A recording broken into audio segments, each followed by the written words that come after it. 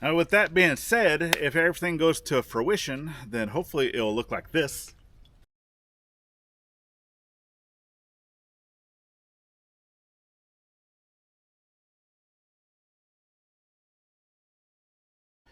I really need to get over here, finish putting all this wood into the wood shack. Yeah, I might do that a little bit later. You found me. You found me. What are you doing? Huh? Good morning. Giggles. Hi, Giggles. I also really need to get over here to finish clearing out this side of the creek, kind of like I did over there, to just really help with the water movement and just helping the water shed off our property correctly, to include another area that I actually want to get started on today. So welcome to the journey, folks. Let's head on over there and see what we're going to do. Okay, so we will be getting back to the chicken coop. We need to buy some more materials for that. Oh, there she comes. Run up behind me. She's like, "You're leaving me, Dad. You're leaving me." So, water runoff, right? I'd actually been kind of fixing some of this stuff. Driveway, obviously we need to bring in a lot more of this material here, which is the SB2. It's a sub-base material, right? Obviously this whole thing kind of needs a layer of it. That way all this mud and muck will stop washing down. But one of the things that I really want to do is basically from like kind of where my truck is. So this is where our well is. This road is going to continue going out. You can also see I did some work over here to just kind of help with that transition, because it was really rough with some big rocks. I pulled out a lot of the big rocks and just kind of got that transition just a little better. And I know once we put down a layer of the SB2, it's going to look much, much better than what it is. But I want to start, obviously I still need to clean this up too, but somewhere like in this area here, and run a trench. I mean, it might even be more, because this is like where I'm standing is where basically the side of the road is going to be. I still got a stump here that needs to come out. I still have a stump here that needs to come out. And then, you know, and or possibly just leave them there. I don't know. Just cover them up. But from here all the way down to where the Jeep is, and then kind of where the tractor's sitting is on the incline. So I want to be able to have a French drain running all along here. To one, it kind of helps capture the rain coming down off of the hillside, right? Obviously, once that shed is moved, all that stuff there, we're going to have another shop sitting in that space. So any water coming from there, right? All this is going to be parking area. Eventually, it will be concrete. That's going to be a long time from now, but all that water needs to go somewhere, right? And we would like to be able to capture it here to the best of our ability. That way it's not, for one, washing out the road. It doesn't want to continue going that way, you know, to chickens, right? But then I also, and this is going to be a multi-stage process, okay? Obviously we still got to buy a lot of material. Got to get some rocks, right? A load of rocks is basically $400 a load.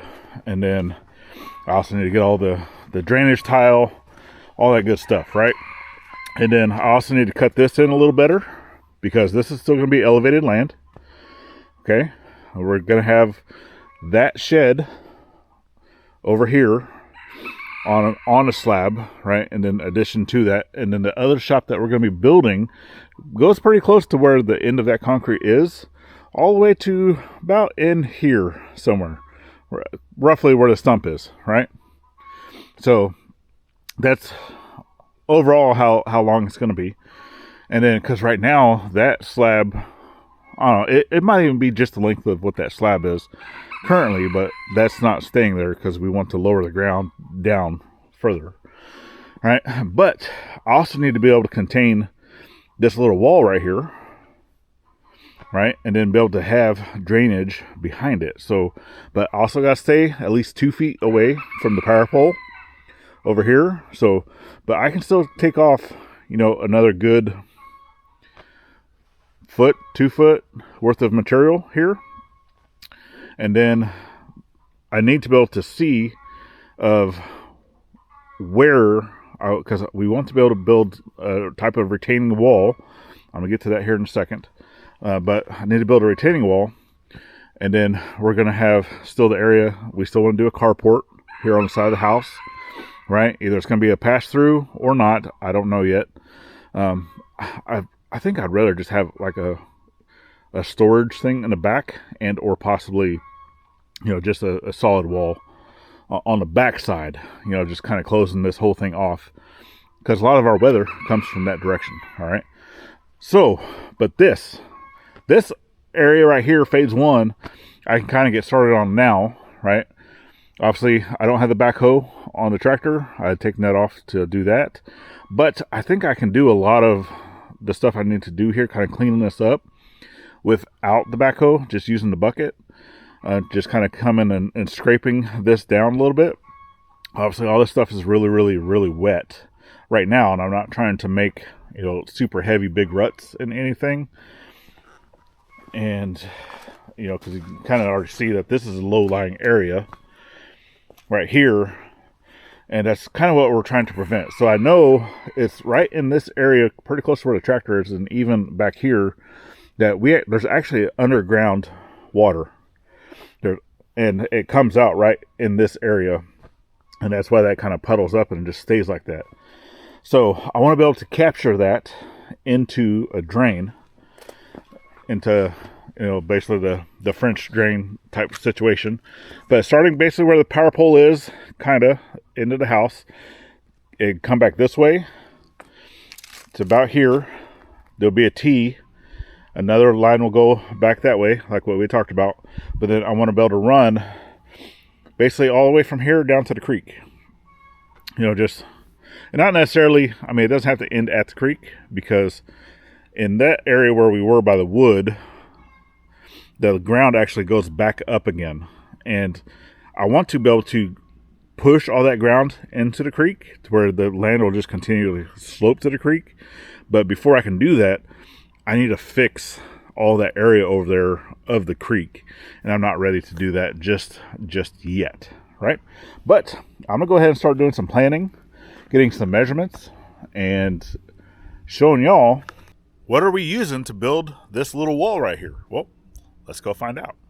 Well, we really liked the idea of having a rock wall, because for one, we have just loads and loads and loads of rocks everywhere, right? But we also want to be able to kind of do it the easier way. And what we were thinking about was possibly doing a Gabion wall, utilizing hog panels that we have. So these actually go up to 36 inches. So I don't know exactly how tall of the wall I need it to be. I don't think I'm going to need them to be as tall as these are.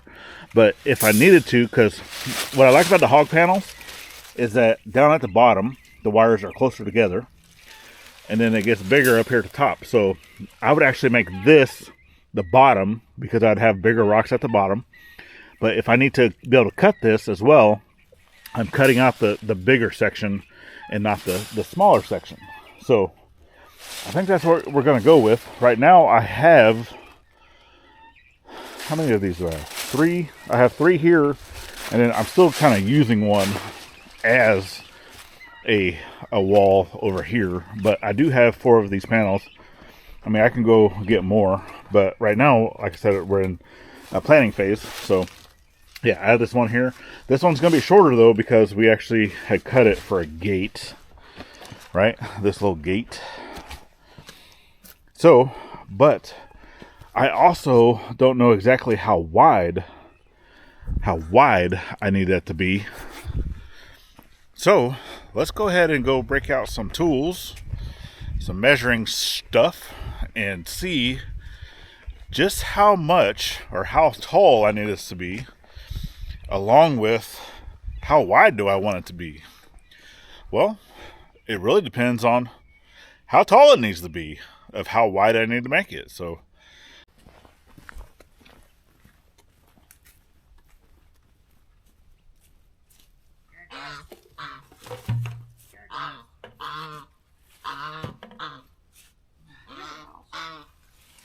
I had it organized at one point in time. Gabion, did you do this? I think you did this.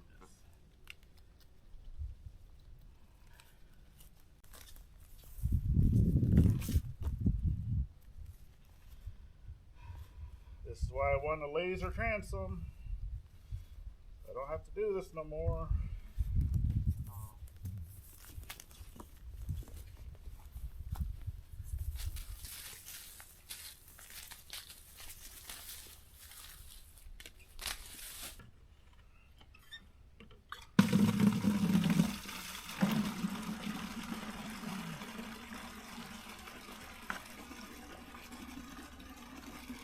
Well, if you've never filled up a water level before, you need to send your water downhill to fill up your tube to get all your air bubbles out of it.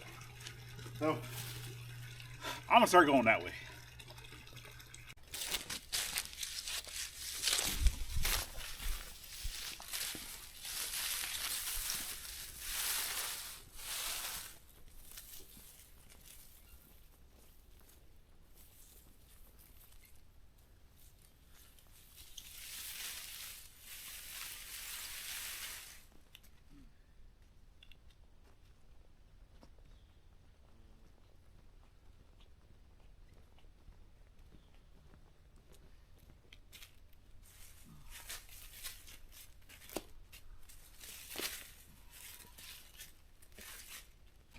Then make sure you don't have any kinks.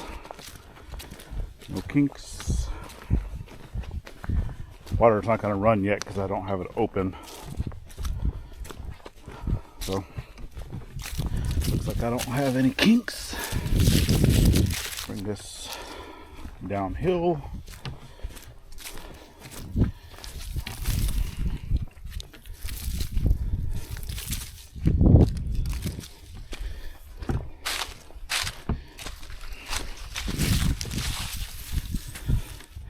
I know, fast moving. All right. Oh, do I have a kink right there? Yeah.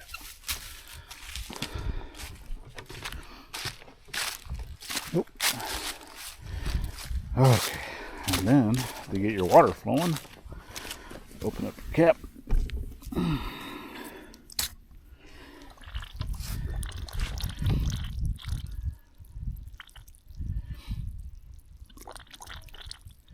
And wait until all your air bubbles are gone, which might take a little bit.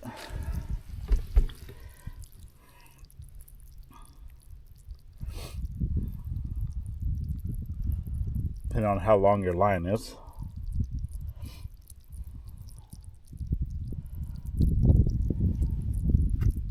Alright, so where I was standing down there earlier, right, the water level is up in my eyes. Well, right here, it's like a little below my fingers, so that's almost a 3-foot difference of standing from here to over there.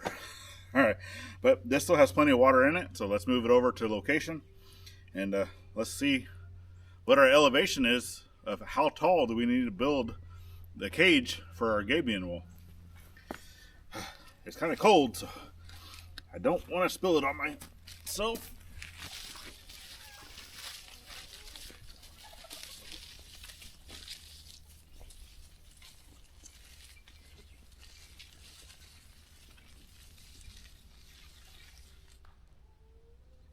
Okay, so as I was moving stuff over here and actually looking at my line, I can see I still have bubbles. All right, so see, I don't know if you can see that moving.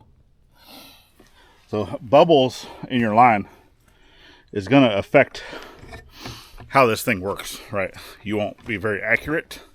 So what I'm going to do is go ahead and bring my line downhill a little bit further Off camera, I'm going to get the rest of the bubbles out of here, and then we're going to start taking some measurements to see, what do we need to do, how tall of a wall we need to build once again. All right. Whew, I know. Winded. Fat man. All right, so let's get this thing set up. So basically everything that you see here is just rough elevation for this area. Obviously in front of the tractor is where we're going to have the slab. And then I went ahead and picked up just a pole. I got tape, something to mark with. And then this here. But I'm going to go ahead and move down just a little bit. And I want to be able to establish where my water level is. So I can always get this taped. So I like to put this, about eye level up here, give or take. Okay, and then you just need to tape this to the stick. So I like using PVC because, for one, it's easy to mark on. It's light.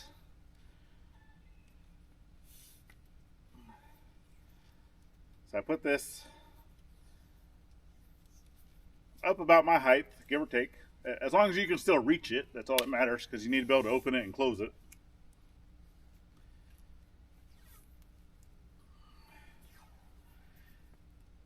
And then just go ahead and tape it to your stick. And then run this down to below. So if you're right here next to your bucket, or whatever you're using as your water source, you want to tape this to below the height of what that water is, because you need to be able to mark your initial height, I guess, of where you're at right here at ground level.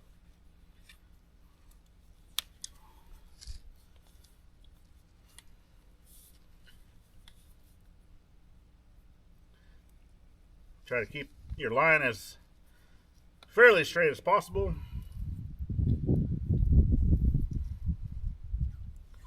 Water doesn't care if it's crooked. All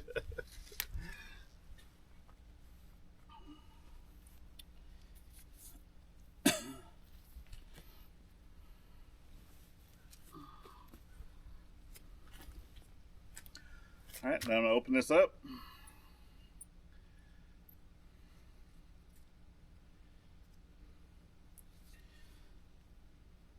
All right, so it's going to bring in the air. The water's going to go down.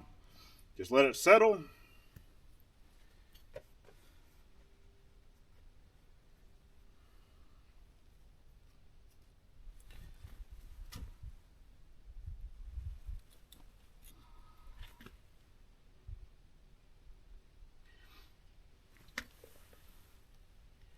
And you want to make sure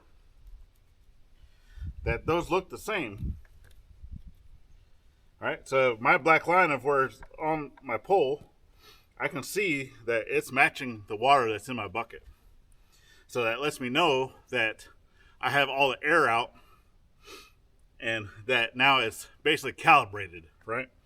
All right, so now I can come and make some other marks. So just remember, before you move this, you want to put your cap on. Okay? Once you've calibrated, before you move your stick, always put your cap on.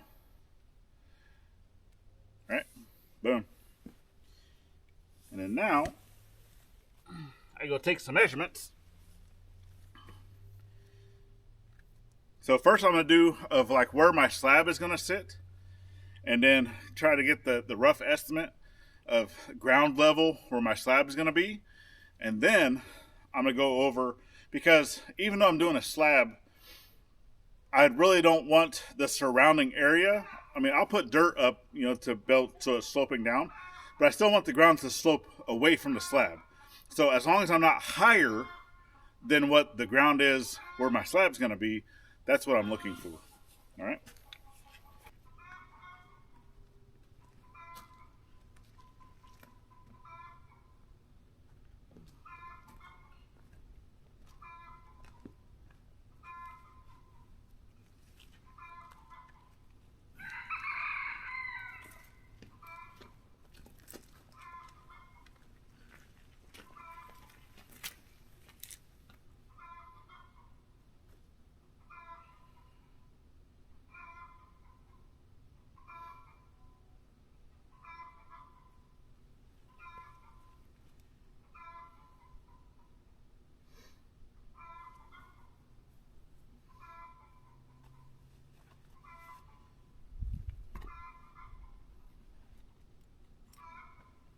Maybe my pant.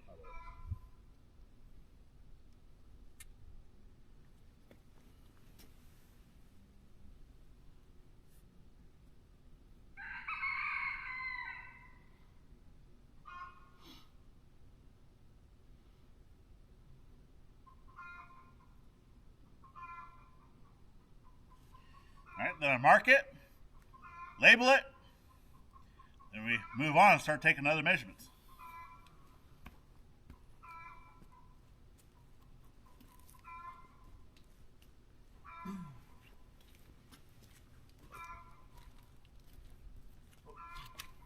Now, if you're keen, you probably noticed what I did wrong there as I was moving away, and then I had to stop and put the cap on, which is fine and dandy if you're above your water line in your bucket.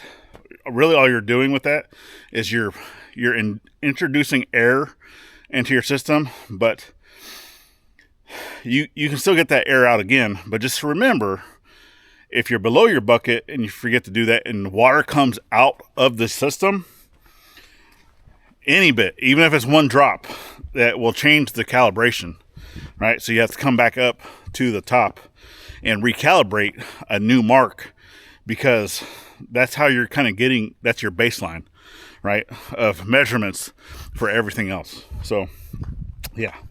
All right, let me get down here. No harm, no foul. I didn't drop any water, just introduced a little bit of air.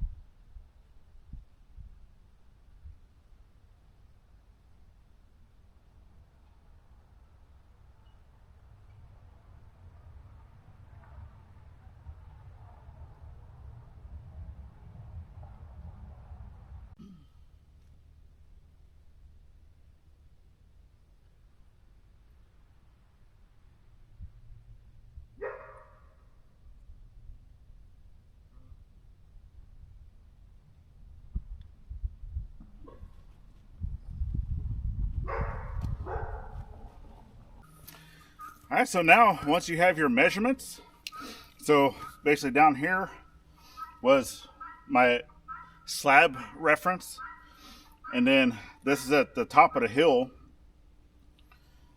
So that's lets me know that it is going downhill by, a pretty good margin. So that's about 9.5 inches of down slope. So that's not too bad. And then from the bottom of the hill, or the top of the hill to the bottom. So I did the front, the middle, and the back, which those are all within basically an inch and a half of each other going across that whole length. So that's actually not too bad. So if I go right there in the middle, that's showing about 17 and a half to the top. But I want to make sure that the wall is not going above the slab. So that would be 27. So I think as long as we're only building the wall, the top of the wall to be 24 inches, then it'll be great without having to dig down. Now, obviously, I can dig down more to be able to accommodate.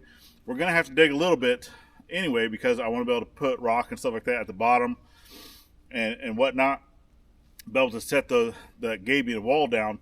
But in knowing that I only have to go a 24-inch tall, so a 2-foot tall wall, that the width of my wall really does not need to be that big. So normally you want it to, however tall it's going to be. So if I'm 2 feet, I need to be at least a 1 foot, right? For Gabion.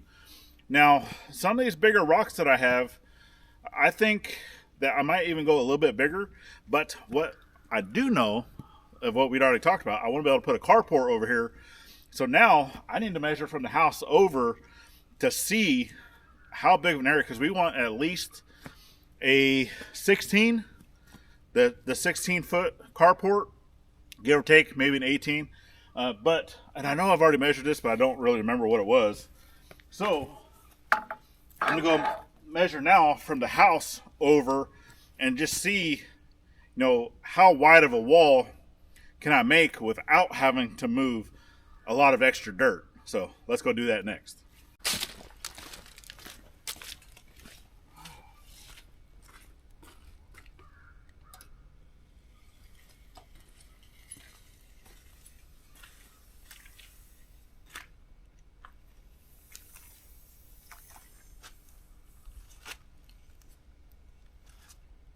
That's 18 right there.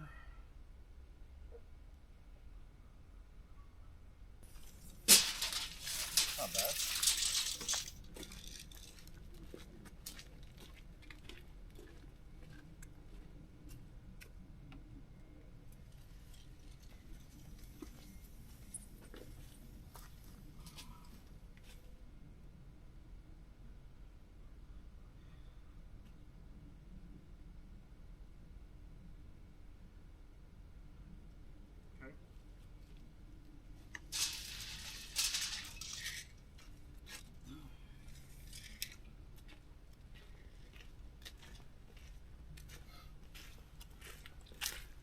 So yeah, I think if I just take off basically 1 extra foot of dirt along that wall, give or take, then I'll be good. So I do have some orange marking paint that I can come over here and even draw a line just to make sure that I'm staying fairly straight to kind of clean it up. But you also want to be able to have room behind the wall as well to be able to backfill it with more gravel, and that's also where we're putting the drain line at. So I need to make sure that I have the room for that as well. So now I just need stuff to dry out. That's what I need. Now, with that being said, if everything goes to fruition, then hopefully it'll look like this. Yeah. So, yeah. We still need land to dry out before I can really get in here. Otherwise, I'm just going to make a bigger mess than what it needs to be. So I did measure the panels. So to be able to get a 2-foot tall wall, I would need to cut off at least 10 inches of those panels, or dig down at least 10 inches to be able to set it in place and then layer it with, you know, the base materials, and then start putting the big rocks and all that stuff like that. So I may or may not do that. It's, yeah. Obviously, to be able to dig a trench here, I need to put the backhoe back on, and I still have stuff that I want to do with the current setup of the tractor now. But as stated in the description and or the title of this, it's all about the planning. The planning. So that's all I'm doing right now is planning. Kind of saying, you know, how stuff's going to lay out, things like that. Obviously, we got plenty of rocks. I don't need to gather really any rocks other than bringing them to the location. But yeah, and I may or may not do that today, but I do still need to go stack that wood as well. I don't think you want to watch me do that. I'll do that off camera. So yeah, just staying busy for today, and then over the weekend we're going to let stuff dry out and then kind of jump into next week. Hopefully we can go get some more materials for the coop. We're still kind of have to play that by ear, waiting for, you know, the budget and bills to clear, and yeah, you know how it goes, right? We're not made out of money. So with that being said, we hopefully you guys enjoy our content thus far, enjoying the journey. If you'd like to follow us a little bit further on our journey that we call life, then go ahead and check out this video we have right here. Or we have the whole year's playlist is over on this side, continues to grow as the year progresses. Icons at the top make it easy to subscribe both here and to our side channel. Go check that one out. It's greatly appreciated. And then last but not least, always get out there, thank a veteran every chance you get. Not only on Veterans Day, we'll see you on the next one. Later, friends.